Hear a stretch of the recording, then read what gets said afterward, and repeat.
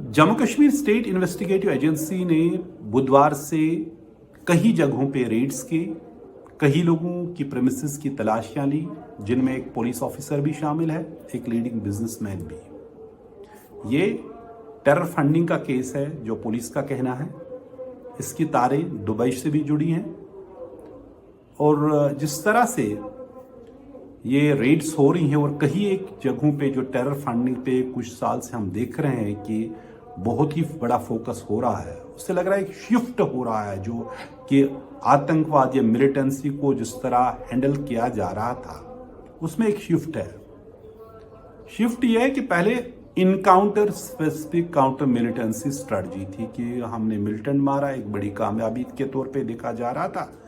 तो किसी ने बंदूक उठाई, उसको मार दिया या उससे इनकाउंटर हुआ तो उस पर कामयाबी माना जाता था। लेकिन उससे मिलिटेंसी जाहिर सी बात है खत्म नहीं हुई। हजारों मिलिटेंट मारे गए पिछले 30 साल से जम्मू कश्मीर में, लेकिन मिलिटेंसी का खात्मा नहीं हुआ। अब एक शिफ्ट के तौर पे हो रहा है कि जो मिलिटेंसी को दरअसल फीड करता है, जो पैसा देते हैं, जो हवाला के मामलों में मुलव्वस हैं, तो उनसे कैसे निपटा जाए। इसी में बुधवार को 22 लोकेशंस पे रेड हुई। पुलिस का कहना है, एसआई का कहना है, इनकमिनेटिंग मटेरियल भी उसमें बरामद हुआ और साफ बात है कि शायद अब पुलिस जो अपने भी उसमें मुलव्वस हैं उनको भी नहीं बख्शते हैं। हमने देखा कि पिछले साल एक एनआईए के ऑफिसर को भी गिरफ्तार किया गया। उसको कहा जाता है कि वो पाकिस्तान को लीक कर रहा था इंफॉर्मेशन। हाल ही में एक डीएसपी को भी गिरफ्तार किया गया यहाँ, और अब एक पुलिस ऑफिसर पे भी शिकंजे कसे गए हैं, उसकी प्रेमिसेस की तलाशी ली गई है, वो बताया जा रहा है। और एक बिजनेसमैन पे भी 85 करोड़ रुपए की जो है हवाला ट्रेल की इन्वेस्टिगेशन हो रही है। कहा जाता है कि 2 साल के दौरान इतना बड़ा पैसा जमा किया गया जो कैश में चल रहा था, और उसकी तहकीकात के बाद पुलिस ने एसआईए ने एक रजिस्टर केस किया है और उस केस की तफ्तीश के साथ उन्होंने इन जो रेड्स शुरू कर दी हैं। आज बारिश और बर्फबारी के बावजूद भी कई जगहों पे पुलवामा और अनंतनाग में ज़िलों में रेड्स हुई। बुधवार को कई एक जगह 22 जगहों पे, जैसे मैंने 22 जगहों पे रेड्स हुई।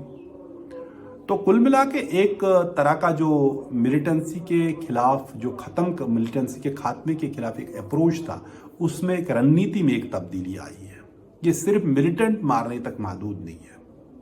मिलिटेंट कुछ एक हैं, कुछ ज़्यादा अब नहीं रहे हैं, लेकिन जो मिलिटेंसी को फीड कर रहा है उनसे कैसे निपटा जाए, वो एक बड़ा सवाल है। उसमें स्टेट इन्वेस्टिगेटिव एजेंसी ने कई एक प्रॉपर्टीज जब्त की हैं। कई एक जगहों पे मैं बताऊं सवाल भी खड़ा हुए क्या ये निष्पक्ष हो रहा है या नहीं है, लेकिन हकीकत यह है कि एक नया तर्ज का जो है मिलिटेंसी के खिलाफ जो अभियान है, या उस मिलिटेंसी के पीछे जो लोग काम करते हैं उनके खिलाफ एक शिकंजा कसा जा रहा है। तो उसी के तहत ये जो बहुत सी प्रॉपर्टीज को पिछले 1-2 साल के दौरान जब्त किया गया है। कई एक लोगों को जिन पे कभी शक भी नहीं हो सकता है, जैसे एक फॉर्मर मिनिस्टर थे जम्मू से, उसको गिरफ्तार किया गया टेरर फंडिंग के केस में। कई एक लोग हैं। अब जो ये केस हो रहा है, इसकी क्या तहकीकात कब मुकम्मल होगी उसके बाद ही पता चलेगा, जब उनको लोग इसमें गिरफ्तार, वो बड़ी अहम बात है।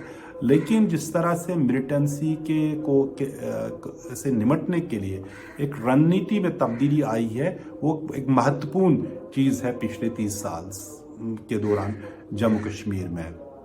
क्योंकि हमने देखा कि बड़ी कामयाबी ये मानी जा रही थी कि जब मिलिटेंट मारे जाते थे और किसने मिलिटेंट मारे उसको नज़र में रखा जाता था, उस पर रिवार्ड दिया जाता था।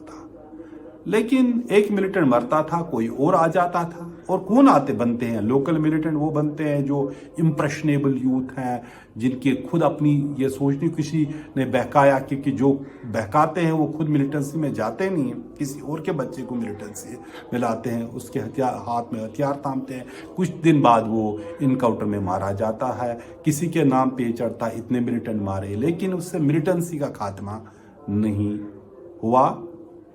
शायद हो सकता था, लेकिन अब जो बताया गया किस तरह जो उनकी आइडियोलॉजी है, उनकी प्रोपेगेंडा मशीन है, या फंडिंग सबसे बड़ी बात है, क्योंकि फंडिंग लोकली नहीं होती है। फंडिंग के जैसे इस केस में बताया जाता है कि दुबई के से इसके से तार जुड़े हैं, दिल्ली में है, कहीं और जगहों पे।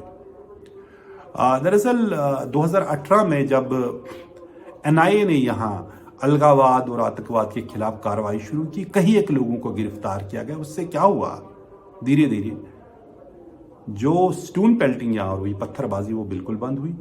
हड़ताल काले अब कोई देने की जरूरत नहीं कर रहा है, कोई नहीं दे रहा है। हड़तालें अब नहीं हो रही, लोग मामूल का काम कर रहे हैं।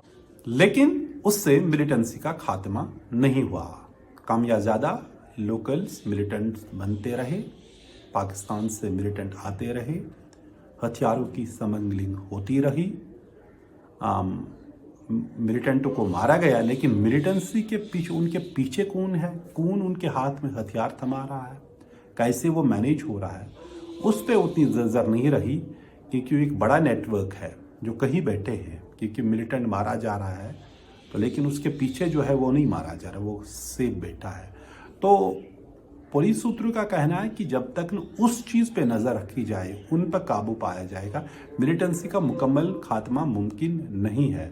और उसी के कड़ी में जो ये टेरर फंडिंग का केस है, उस पे शिकंजे कसे जा रहे हैं। जो स्टेट इन्वेस्टिगेटिव एजेंसी 2 साल पहले बनाई गई, उसकी न सिर्फ ये केसेस पे रेड्स हो रहे, बल्कि एक न सिर्फ एफआईआर तक महदूद है, बल्कि प्रोसिक्यूशन भी शुरू हुई है, चालान भी हुए हैं, जो चार्जशीट भी पेश हुए हैं, और कहीं एक जगहों पे कन्विक्शंस भी हुए हैं। कन्विक्शंस यहाँ होते नहीं थे।